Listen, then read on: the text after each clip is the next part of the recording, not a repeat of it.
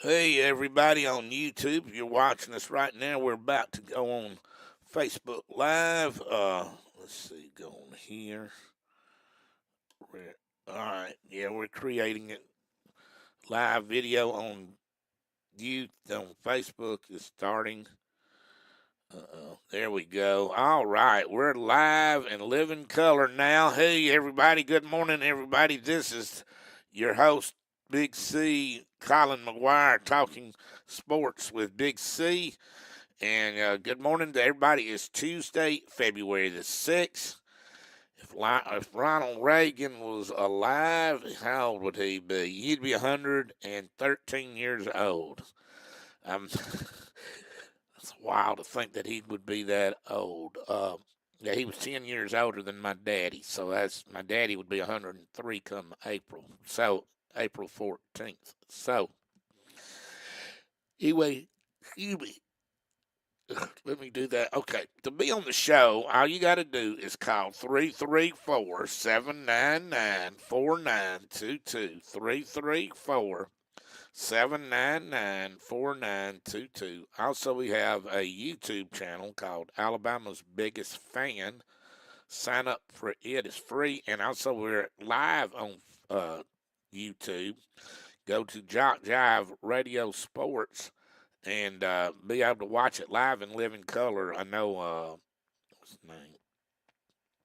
I can't think right off my. It's still early in the morning. I'm glad to be awake, but anyway, we had a caller that was telling us that he was watching it live and live in color yesterday. The Wishbone Boys, man. But anyway, but let's go ahead and talk about what we're gonna do as always. And then we got a Facebook page, Alabama football legendary Big C Colin MacGuire with local sports.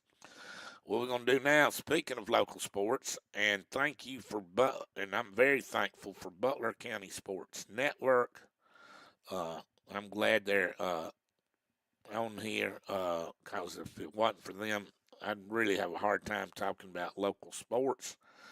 But Jalen McMillan of McKenzie and J.J. Washington of Greenville both each surpassed this past week 1,000 points in their careers. So congratulations to them. Also in the Butler County Sports Network Athletes of the Week, brought to you by Whitaker Drugs, who is also a sponsor on this program here. Male Athlete of the Week is Jay Jackson of McKenzie. In 4 games, Jackson scored 85 points and 48 rebounds, and McKenzie was 2-2 for the week. The Butler County Sports Network Athlete of the Week was Lily Bogan of Georgiana High School. In 3 games, Bogan scored 80 points, had 39 rebounds, 18 assists, and 11 steals, and Georgiana went 11 and 0. I mean, no, not 11 0, 3 and 0 in those 3 games there. They got a great team there. I know the boys are ranked number 2 in the state by the Alabama Sports Writers Association of Alabama. The girls' team is pretty good too. Also, local sports wise, Jacob Foster, who ended up playing at Greenville High School football and baseball, has got an offer from Louisiana Monroe. Got his picture in there with new head coach Bryant Vincent, who was the head coach at Greenville at one time. That was his first head coaching job. 1-9 team and ended up in the playoffs that one year, and then he went to Spanish Fort and built them up to be a state. They won the state championship at least once, maybe twice while he was there. But he's the architect or laid the foundation for how good they are now because of him. And they said he's still a question mark. Thank you, Ian. Good morning to you. Okay. Um, yeah. Thank you on that. But I know, but Foster right now, talking about Jacob Foster's at Mississippi, Northeast Mississippi Community College, and he was named first team All Mississippi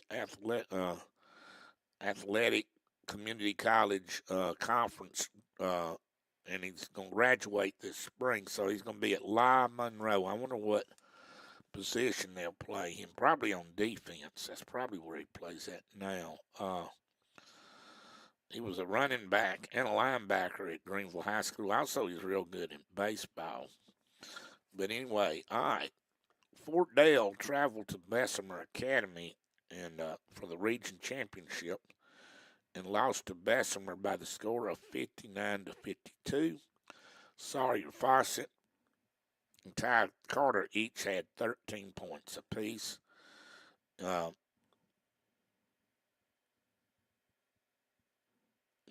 Brinson Alford and Ty Carter also made the all-tournament team. The girls lost to Clark Prep by the score of 37-33. Brinkley Long had 11 points and Anna Claire Thomas had 9. Long and Thomas were named to the all-tournament team. Girls versus Springwood Monday win trip to Final Four, and also the boys versus Valiant Christian, and the winner of that be going to the Final Four. But right now, we don't know anything else about that. Now, Fort Dale has a history both in boys and girls winning state championships. Marshall Watts is the boys and girls coach, and he's doing Hey, John Dent, how you doing, big man? Thank you for watching. He's doing like what Reggie Mantooth did, coached both the boys and the girls. I don't know where Reggie is now. He's not even coaching anymore. He's in the business world. That was when he was coaching at Fort Dale. He had a regular job, and then he was coaching both boys and girls. Did a great job over there and won several state championships. They won 2 for sure under him. They won 1 under Chris that played at Alabama, coached at Fort Dale for 2 years. And they won, I think 2 years. They won the state championship in basketball. They never did play basketball. But having Brett Polk on the team helped him out a lot. He was a great high school player. I don't know where Brett. I think Brett walked on at Alabama, I believe. I might be wrong on that. If I am, please. Hey, Jimmy McCurley, how you doing down there in Op? Thank you for watching, and thank you for the greeting there. Hey, Lewis, how you doing, big man? It's, according to this, 39, and it is this sunny for sure. Glad y'all are on here. But yeah, we don't know for sure yet. We'll find out and report that tomorrow. Fort Dale season is continuing, or they're going to be putting up the basketballs. We'll find out tonight or today or sometime, and we'll report that tomorrow. It says anything but having interviewed someone twice, and there seems to be a strong interest in that candidate. Okay. Does it say anything about the Seahawks having interviewed someone twice, and there seems to be a strong interest in that candidate? Okay. But anyway, yeah, we're getting a lot of viewers on right now, which I love. And we thank y'all for doing that. But anyway, Fort Dale has won 3 boys basketball championships, and I think they've won several girls too. Now the sport that Fort Dale's really good in, and it's also had a dynasty at one point, was in girls tennis. Johnny Mac Brown, Elizabeth Stabler, and I can't remember who else. Hey, Brian, how you doing this morning? How you doing, BC? Good. You doing all right? Yeah. What's sad? Toby Keith. I hate that about him, Toby Keith. Yeah, I saw that. He died of cancer. That's sad, and he was only 62 years old. I didn't know he was really sick. But Yep. anyway, well, that's sad. He was a great singer and had a big following. I know that. Yeah, he did that for the military too. So, Yeah. That's, yep. Alabama plays tomorrow night at Auburn Tigers, and Auburn. oh, yeah, they do. What is the line on it, or do you know?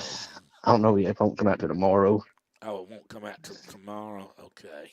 Tonight, South Carolina's hosting Ole Miss, and Kentucky's at Vanderbilt tonight. At Vanderbilt.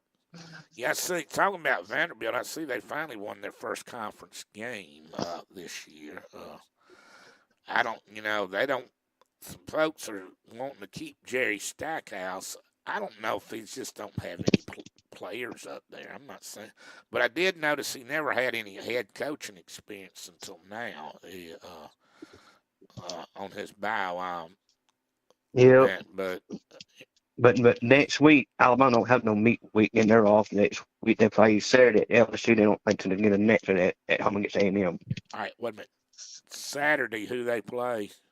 At LSU, then they don't play again till the 17th at home against A&M at 11 o'clock.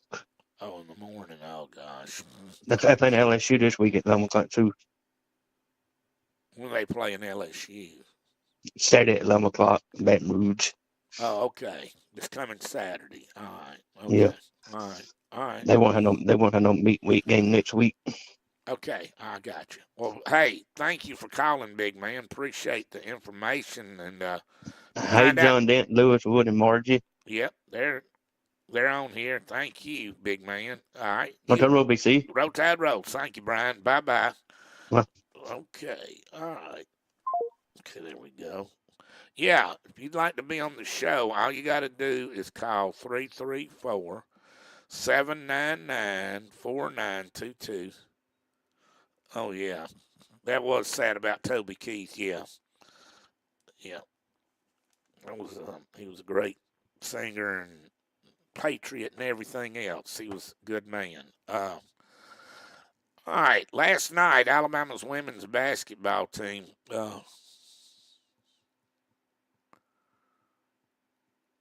Let's see what that is real quick.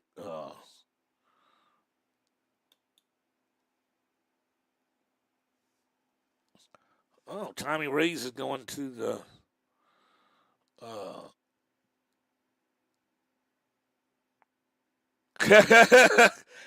Nah, he always mentions the line on here, big man. That's why I was asking him about that. Let's see what we got there. What John said here. Okay.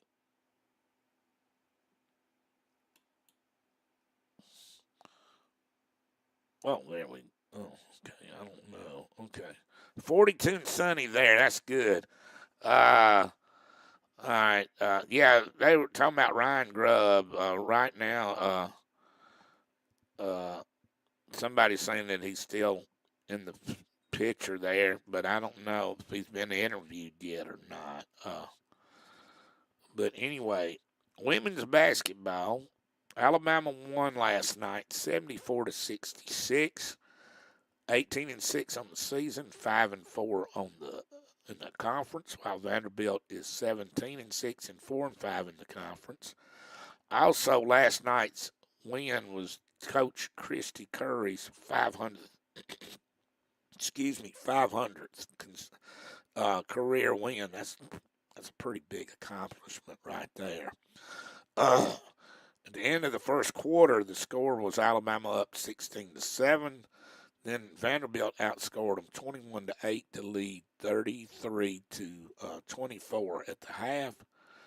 Then Alabama outscored them by 3 points in the third quarter, 22-19 to make it 52-46. Vandy, and then Alabama outscored them by 14 points, 28-14 to win 74-66. Sarah Barker, that's Jay Barker's daughter, she went to Georgia first, then transferred to Alabama, scored 24 points total. She was 8 out of 17 from the field, 3 of 6 on 3-pointers. So she had 19, then scored 5 more free throws. Anyway, she's a real good player. She might be the best one on the team. This person named Nye had 23 points, 8 out of 12 from the field, but 5 out of 6 from three-point land, and she made a real big shot there. All right, I believe I saw something like, she said that has not interviewed, but we all see a lot during the course of our days. Yep, you're right. Thank you, John Den, on that. Cody for Alabama had 5 points, 2 out of 3 from the field, 0 for 1 from three-point land. McQueen had 16, 4 out of 5 from the field, had 1 three-pointer. Okay, that was so she had 9, 12. Anyway, she had about four 3-point. That's 3. That's 6. That's 8. That's, I don't know, but anyway, she got a total of 16 points. And then Cunningham had 2 and Timmons had 1. So anyway, they end up scoring 74 points. Vandy, for them, Moore had 16. She was 4 out of 12 from the field, 4 out of 9 from three-point land, and had 4 for 4 on field goals. Wow, 12. Yeah, that's 12, and 4 equals out to 16. Now, Washington from Vandy was 7 out of 13 from the field, had 16 points, but never did try a three-pointer. Pygott had 9 points, 3 out of 8, 3 out of 7 on from three-point land, so she had 9. Pierre had 4 out of 10, 0 for 1, so she had a total of 8 points. Good morning, Tammy. Thank you for watching. Tell Charlie I said hello. Cambridge had 7 points. She was 1 from 7 from the field, and I think she was 1 for 1 on three-point land. All right. Oliver had 6 points, 3 out of 7. She didn't make any three-pointers. McCurrick, I think that's how you pronounce her name, had 3. She was 1 for 2 from the field and was 1. Good morning, Tammy. Thank you for watching. Appreciate it. 3 points, and then LaChance had 1 point, and she was 1 out of 2 from the field. But yeah, Alabama's. Need to find out what they're 5-4. They're down the totem pole on in the women's standings. What we'll do is we'll do that tomorrow for the SEC, and they'll be playing on. They play their games on Thursdays, Friday, Sundays, and sometimes on Mondays. Like Alabama played last night. Part of the deal was to be on television. That was a game. Oh, they were playing up in Nashville, so anyway, it was an early game, about 6:30. Yeah, I was watching. What was I watching? Oh, I was watching Everybody Loves Raymond. Then I remembered that this game was coming on, so I decided to go ahead and change that out. Yeah, LSU won big the other day on Saturday, on Sunday. That was on TV. South Carolina is still rolling along. It's really amazing how good they are. Let's go ahead and go to the men's standings, and then at 8:30 we'll be calling up Chan Lowe, the interim head coach of Leroy, who won the 1A state championship. It's a very interesting story. We're going to find out about his career. He's from Georgiana originally. He lives in Leroy, Alabama, which is in Washington County, Alabama, down in southwest, about as southwest as you can get in Alabama. But anyway, let's look at the men's standings. And Alabama plays Auburn tomorrow night in Auburn. But right now, Alabama is 8-1, 16-6 overall. South Carolina is 7-2, 19-3. Auburn is 7-2, 18-4. Tennessee is 6-2, 16-5. They got knocked off at home by South Carolina. Ole Miss is 5-4, 18-4. Kentucky's 5-4, 15-6. Kentucky's 5-4, 15-7. A&M is 4-4, 13-8. LSU's 4-4, 12-9. Georgia's 4-5, they're 14-8. Arkansas's 2-7, 11-11. Vanderbilt, like I mentioned, won their first conference game the other day. They're 1-7, 6-15. And Missouri is 0-9 and 8-14. You got two teams with a losing record, one with a break-even record, and the other 11 teams are above 500.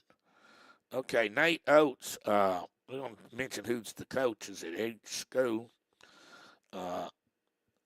October 13th, 1974 is when he was born. He'll be 50. And he played at Maranatha Baptist and graduated in 97. Lamont Paris is the coach at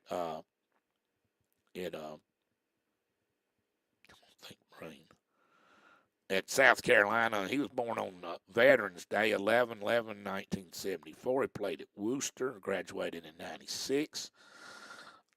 Bruce Pearl, as you know, is the coach at Auburn. March the 18th, 1960. Played at Boston College, graduated in 82. Looking for Bambi, I like that. He played football in high school and he messed up his shoulder, so he never played basketball in high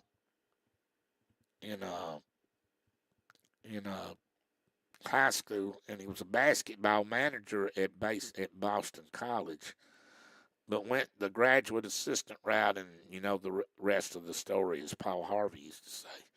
Now, at Tennessee, Rick Barnes is the head coach. He was born on July the 17th, 1954. He's from North Carolina, and he played at Lenoir-Rhyne College and graduated in 77. And that is in Hickory, North Carolina, and that's where he's a native of. And he was an assistant coach at Alabama under Wimp Sanderson. Ended up being the head coach at Texas. Did well. Well, he didn't do well, and he did good, but I think their expectations were too high, and they fired him. And he had a winning record. That was stupid, in my opinion. All right, Chris Beard is the Ole Miss head coach, and he was born on February the 18th, 1973. And he played at Texas and graduated in 1995. Okay. John Calipari, the head coach at Kentucky. He played at Clarion College. He played somewhere else and then transferred to Clarion, but his birthday's going to be on the 10th, which will be this Saturday. He'll be 65 years old, and he graduated from college in 1982. Todd Golden is the head coach at Florida, and he was born on July the 7th, 1985, and he played at St. Mary's College. Oh, gosh, this guy's only 37 years old, and he looks like he's got a baby. He's 38, excuse me, not 37. He'll be 39, but I tell you what, if he went to a bar, they would card him. He's got a baby face. But anyway, the next coach is Buzz Williams at Texas A&M. Born September the 1st, 1972. He's only 50. He'll be 52 come September. He looks like he's 62. Coaching does that to you. All right. He played his alma mater is Texas A&M Kingsville, which used to be Texas A&I Kingsville. And Troy beat them for the national championship in 1968. For the NAIA championship, and that was the first college football game ever went to was that one in Montgomery, December 14th, 1968, and it was cold as all get out.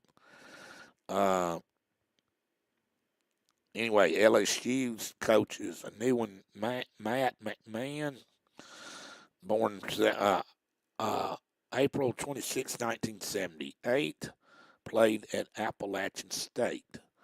Okay, mom or dad is sheriff. You know how long it takes them view of Bambi hunting. I'm going to be a high 63 up there at Lake Martin. That's good.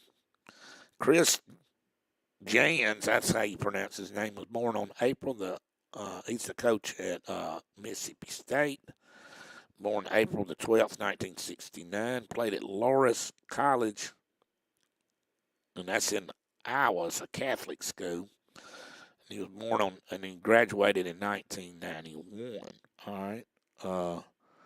Arkansas, the coach is Eric Musselman. They're uncharacteristically down at number 12 right now. November the 19th, 1964. Played at San Diego. There's a San Diego State and then a University of San Diego. He was at the University of San Diego and he graduated in 1987. All right. Jerry Stackhouse is the coach at Vanderbilt. His birthday is November the 5th, 1974. Played at North Carolina and graduated in 95. If I'm not mistaken, he played for the Dean Smith. The main thing I remember about him when he played at North Carolina, they played Kentucky in Birmingham. It's a college, Birmingham Jefferson County Civic Center gym. They got a place where we play it. Well, that's where the first few SEC basketball tournaments were held at that place, that venue. But I remember he got in a fight with somebody during that game, and I can't remember if he got ejected or the other guy did or both of them did. But I remember that. And Dennis Gates is the head coach at Missouri, born January the 14th, 1987. And he played at California, Berkeley, where the hippies were. But anyway, that's his alma mater. He played basketball out there. So I thought, well, maybe we ought to mention at least when they were through the name of the coaches, because some of these guys I don't know. Now I do at least know their name. Now I knew who Barnes and I knew Oates, Pearl, and Barnes, and Calipari for sure, and then Jerry Stackhouse was for sure. And then I'm not sure, but I believe I knew Eric Musselman. But at least we know their names now. Know a little about the coaches. But anyway, we're going to be having to call up Chan in a minute or two. But yeah, that was, I talked to him last night. Well, I called him back. He texted me. I told him, we're still on for today. So I told him I would call him up around 8:30. I'm going to wait another minute before we call him. We're going to try to do it right on the dot, but he's got a great, interesting story. He's from Georgiana, graduated from Georgiana High School, and we'll find out the story on him. It's going to be a very good one. Let's go ahead and give the man a ring.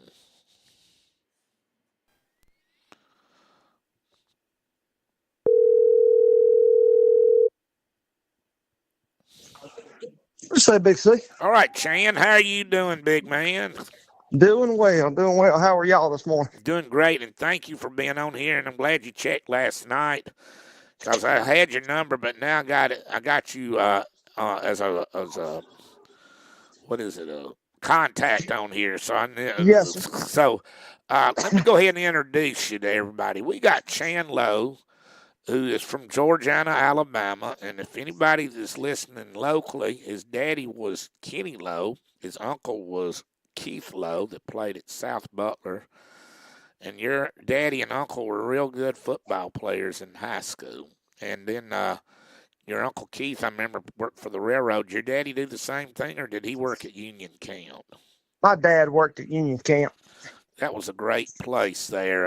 It employed a ton of people over the years, and then they got bought out, and then they shut it down, and then somebody else has got them back going. But I don't think it's a great place as it was back in the day when your daddy, and no telling how many folks in Butler County worked down there. It was the largest employer in the county at one time. But anyway, let's go ahead and we need to get off of that.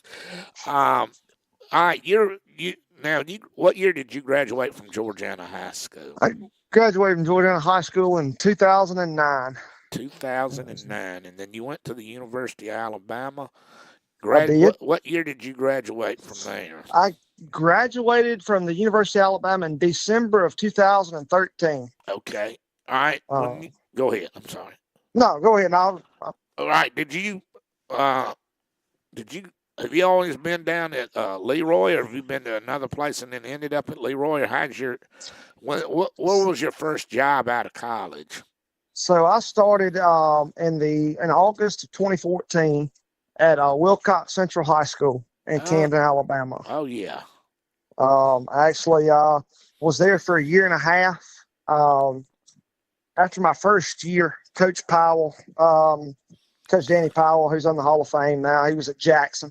He had been at Leroy for several years before going to Jackson. And I actually thought I was going to Jackson High School. He called me, interviewed me,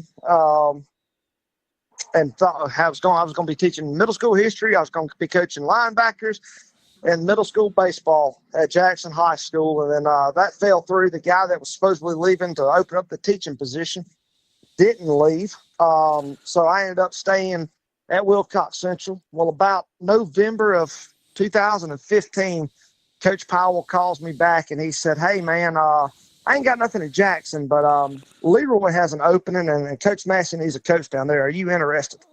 And I said, "Very." Playing against them during my high school career, knew the story, knew the history, knew the culture over here. And funny story, when we were living in Thomasville and I was working at Wilcox Central, we would come past Leroy High School on our way to Mobile because that's where we had to go to do anything. Oh, yeah. And I look at my wife and say, I would love to teach at that place.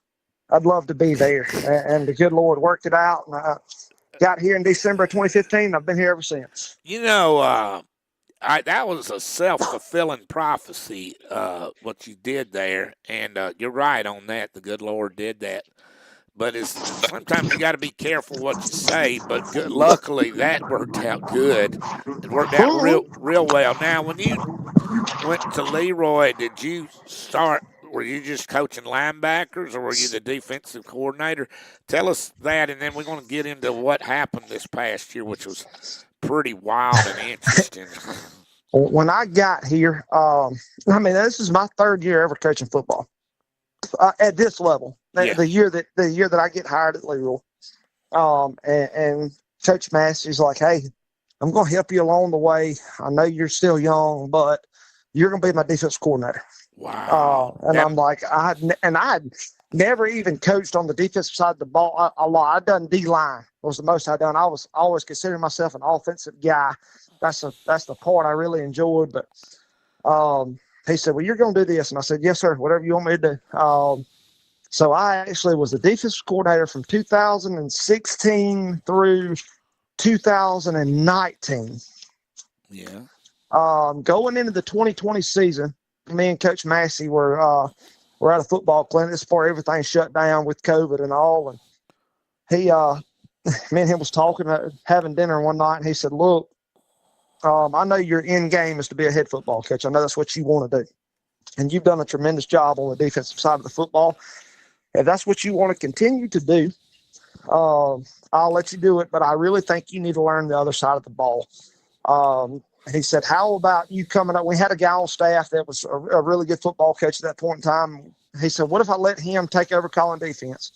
You come over to me. You come over to the offensive side of the ball. I'll name you offensive coordinator, and you'll do all the run game. I'm still going to call it on Friday nights, but I'll give you the title, and you'll have heavy influence in all play calling decisions. So I did that for a year. Then some stuff shook and lost some units, and I actually went back to being the defense coordinator in 2022 until this year. Okay, and then in 2022, y'all won the state, lost to Milry in the regular season, but y'all got them in the semifinals, and then y'all went 13-1 and won the state. So That's right. Is that the first championship y'all won at Leroy when you was that since you've been there? Yeah, that was the first one we won. We played for it in 2017, and got beat by Lynette. So that was a really good football team there. Well, you mentioned Wayne Reed, and he and I were managers together in 78 and 79, and then I moved on, and he stayed on, and then he ended up being the head student manager under Coach Bryant in 1981 when they broke the record. So he was right. So he's had a lot. He could probably tell. And one day, I'm glad you mentioned his name. I might get him on here. Talk to him, see if he'd want to be on here. I've already had one head manager, Pat Thomas, on earlier this year, sometime within the last year. He was the head manager of the 78 national championship team for Coach Bryant, and they did a lot of work together. But anyway, you was the defensive coordinator. Now, this year, 2023. Yes. All right. Y'all were getting ready during I guess y'all went through spring spring training and everything in the summer, and then all of a sudden your coach, who's in the National Guard, your head man, the man what's the coach's name again?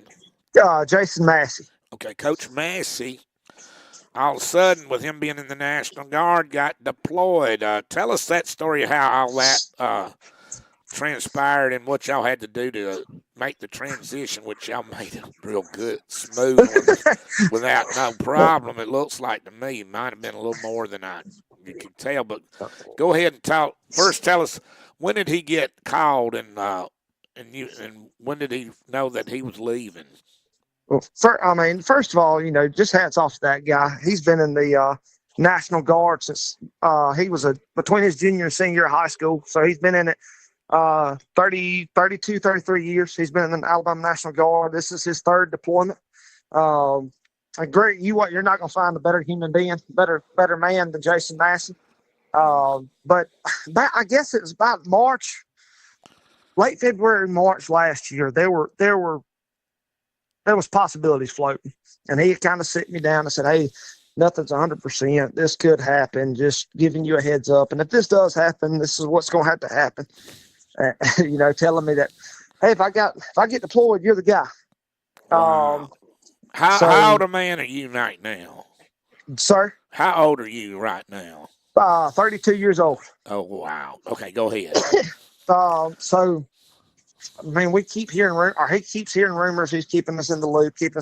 Well, we start fall camp and play a game, and the Saturday before Labor Day, he gets his orders that he's being deployed. Wow. And we tell the team Monday morning, we had Labor Day morning, we had our 8 o'clock practice since they were out of school. And at the end of practice, he tells the kids that he's getting deployed. He's leaving October the 6th, and that I would be taking over at that point in time. So a lot of kids were in disbelief, heard a lot. You can tell they were emotional. He's invested so much in them. Yeah. And they love him like a second dad. A lot of them do. Mm-hmm. And especially some of them that don't have that father figure at the house. He's been a great father figure to a lot of our kids. Yeah. So, just the shock of that. And then that was week 2. So the next 4 weeks, it was, all right, I was still calling defense at that point in time. And I was helping a guy along on staff, really trying to coach him up to take over for me, calling defense. And then at that same point in time, Jason's coaching me up to take over the head coaching responsibilities and play calling responsibilities on offense when he left. Wow. So it was very eventful, to say the least. Oh, yeah, you were slightly busy, to say the least. Just a little bit, yes, sir. Okay. All right. Well, now I was looking at y'all's past year schedule. Now, he said he coached the first 4 games, and then you took over. And if I'm not wrong, correct me if I am. I noticed on y'all's schedule the first 4 games he was here, and then y'all, the timing of this looked like it was great. Y'all had an open week, and then the following week you took over. Took over from a game standpoint. Is that correct? We actually, he coached one more. We had that bye week, then we had homecoming after the bye week, which was his last game. Okay. So we did have that week, but having that bye week at that point in time allowed us a lot of flexibility to try to get some stuff ironed out. And now he coaches the St. Luke's game, which is week 5, and he is actually there Monday through Thursday, JF Shields week, which is week 6. We're feeding the kids Friday. We feed the kids breakfast on game days, and we're feeding the kids breakfast Friday morning.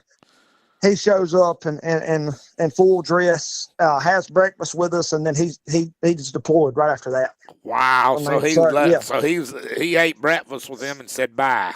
Yeah, he come in, ate breakfast with us, said his goodbyes to the team, and then he reported for duty. Wow, that's a great story. That's an interesting story there. So now, how nervous was you taking over as the head coach the first game? Now who are y'all playing? We were playing JF Shields. Well, that sort of eased it up a little on that. A little bit, yeah. It wasn't like I was playing for the region championship that night, but it's the added pressure, which I love it. And people ask. I think that's people's number one question was, can I handle the pressure? Can he handle the pressure? Can he, being 32 years old, never done this job, can he take over a defending state champion and keep it in the road? And nobody puts more pressure on me than me. Uh-huh. Like I'm just that type of person. That's the way I was raised, is to try to do the best and make sure you're successful. I guess if you do fail, it's not because you weren't prepared. Oh yeah. Well, so I'm just a workaholic. So we take over. I guess it don't really hit me until that night. We're going pregame warm-ups. And then I have to have that official meeting with the head referee. Oh, and he walks over and he addresses. He said, "You're the head coach." I said, "Well, yep, I guess I am now." So that's when it really set in. But just kind of like the standard that's been set around here, and the culture that's been developed. The community's used to winning. Yeah. Kids are used to winning, and you don't want to screw that up. And like me and Jason, I would say Jason Massey's one of my best friends in the world, and me and him give each other a hard time. And he looked at me and he said, "All right, man, well, we're undefeated, so I'm out of here. Don't screw it up." That's pretty good. I like that. No, don't put no pressure on you at all.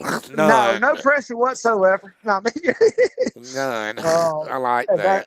And and I know we'll probably get there in our conversation, but what is funny is we go win it, and I get a text message the night we win the state championship and say, "Look, you didn't screw it up." I like that. I like that. Now, are you able to communicate with him at all, or? Oh yeah, we talked to him. We talked to him at least. I talked to him at least 3 times a week. I talked to him almost every night in some shape, form, or fashion during football season, whether it was a phone call or a text message. But he does have an open line of communication where he's at. Can't really say where he is, but he does have an open line of communication. Uh-huh. I think he only missed one ball game during his viewing a ball game during his deployment with technology. We have one of those. Yeah. NFHS live streams. Okay. So he's been. So even during the season, he was able to watch what y'all were Right. doing. Wow, that's Yeah. pretty interesting. Wherever he is. With the technology we have today, we have one of those NFHS cameras that live streams the game. I think the only one he did not view was the Brantley game round 3 because they didn't have a camera. But the radio station that broadcasted had a website, and he actually listened to it on the radio. Well, that was good that he was able to do that. Wow. Yes. All right, y'all. You won the region. Now, when did y'all play Brantley this year in this playoffs?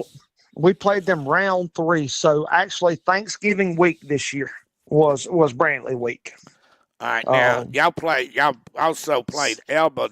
Was that in the semifinals? That was the semifinals, which was the Friday after Thanksgiving, the week after Thanksgiving. So you played Brantley and Elba back to back. Is that correct? Yeah, yes, sir. We did. Wow, that's pretty big a pop. I didn't know that. That's a pretty. I do a scoreboard. Go ahead. We actually played Region. I think it was Region 2. We actually played 3 Region 2 opponents 3 weeks in a row. We played Georgiana, Brantley, Elba. Yeah, Georgiana played y'all a pretty good game from what I remember. Look, Coach Best does a great job over there. He's a good guy. I like him. I love Coach Best to death. Thinks he's doing a tremendous job. Me and him talk quite frequently. Developed a friendship over the past couple of years. And I tell you, that's they really good football team.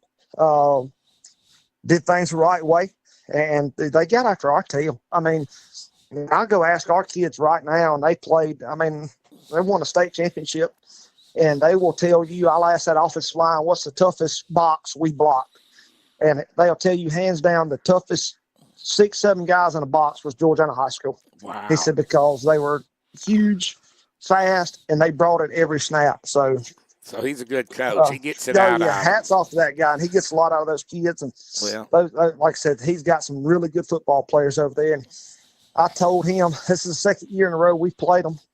Played them last year round 1. He was nothing but sophomores. Played them this year round 2, and he was nothing but juniors. I'm just telling y'all, I'm expecting him to make some noise and the Panthers to make some noise next year in 1A football. I don't want to play them next year. Anyway, you're gonna be. They'll be a senior laden team, so they'll be definitely. That's sort of the way how you want to do that. Now, speaking of, and then y'all ended up beating Elba with the Henderson guy. What did y'all do to slow him down? Because I mean, he was just. It seemed like he was gaining yardage on everybody. Oh man, that kid! Hey, we didn't slow him down. He still finished the night with 300-something yards and broke the state record that night. But I would say our kids took it personal.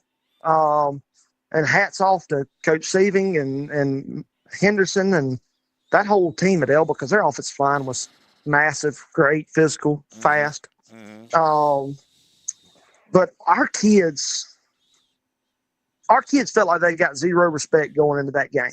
Oh yeah.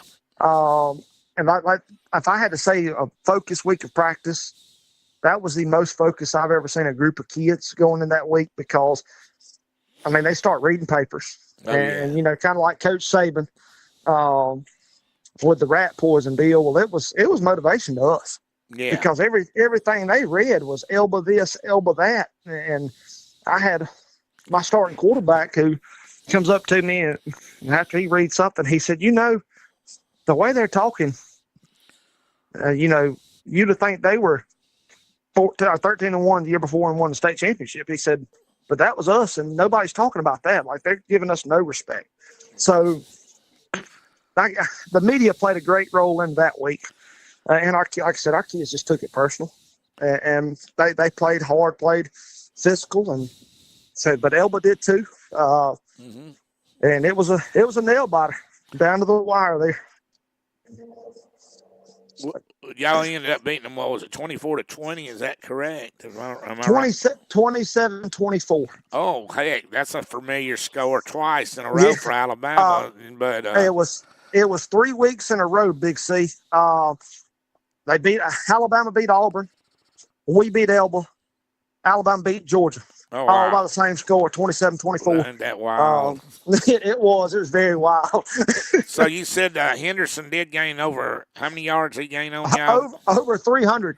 Oh, yeah. All right, let me ask you this. I mainly want to talk about you and your team, but one other quick question on him.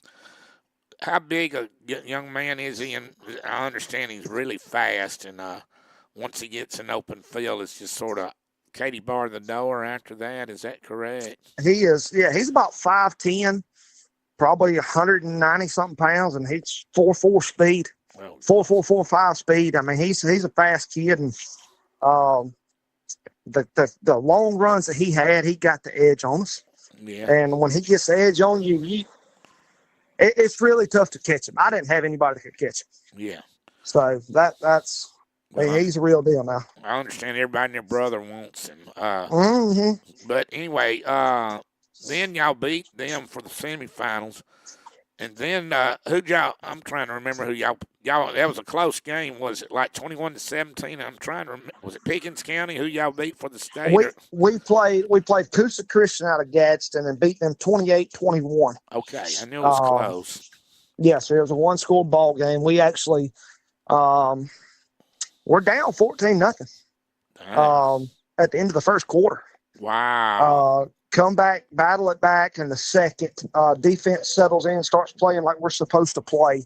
Our offense gets to go and get a huge kick. After they go up 14-0, the ensuing kickoff after that, we take it down to the 1 yard line. So that gives us a spark of momentum there. Oh, yeah.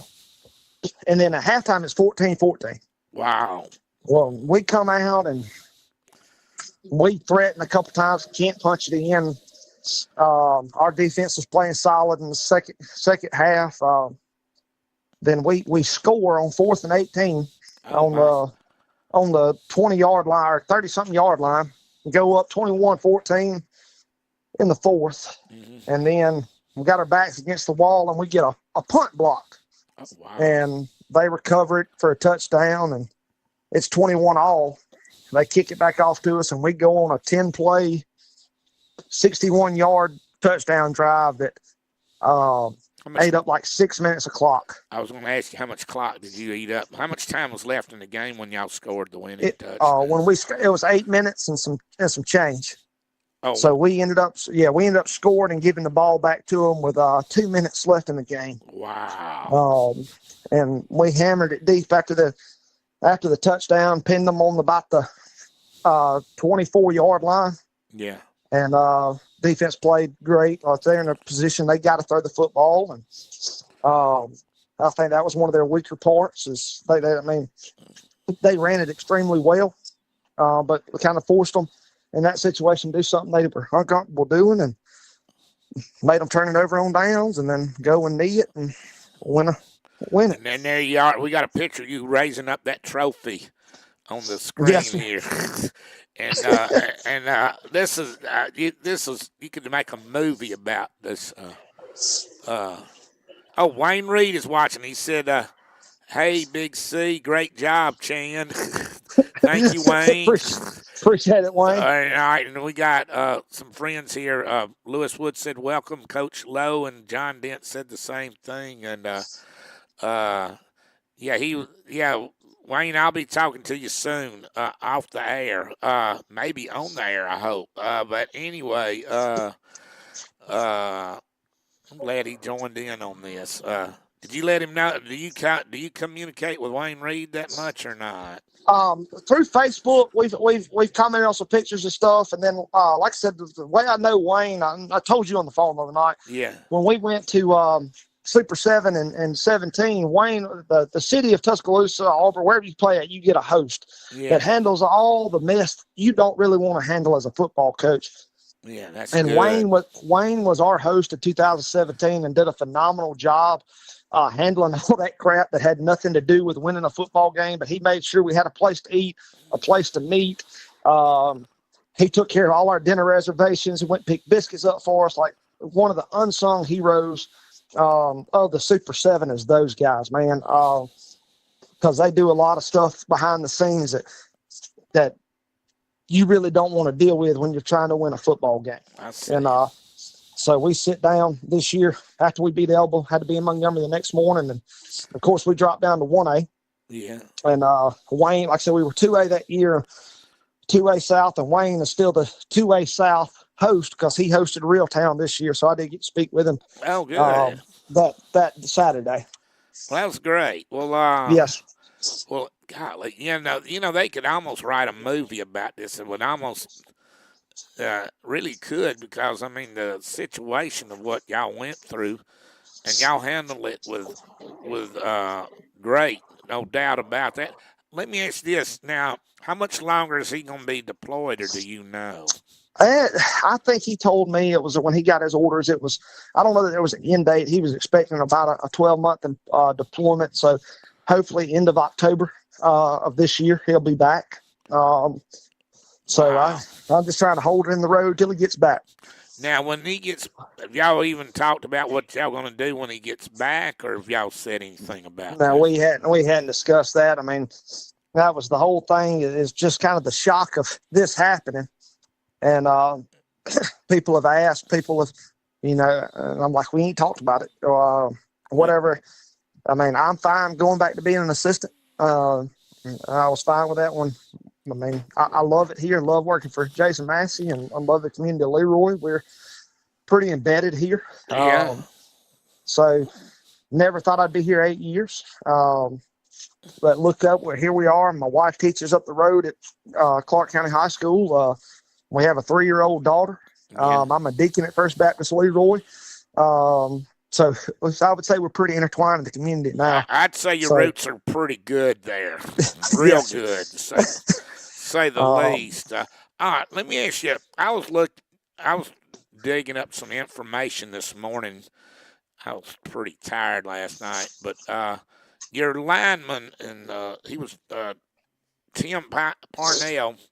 Yes. He's only a 10th grader. He wasn't, according to the measurements, he's only 5'10", about, 210 or something like that? That's about all Timbo is. You look at him, and he's 5'10", 210 pounds.